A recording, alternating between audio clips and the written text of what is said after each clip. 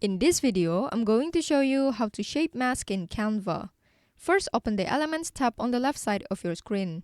Then scroll down until you find the Frames category and choose the frames that you want from these options. These frames will be the mask for your photo. Pick any shape you like a circle, font, or flower. To add it to the canvas, just click it like this. Now find the photo that you want to use. You can use your own photo by uploading it in the Uploads tab or choose a photo in the Elements tab.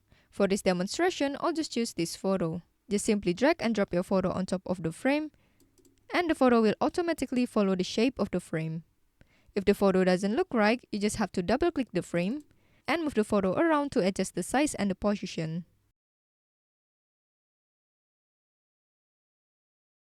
So that's how to shape mask in Canva.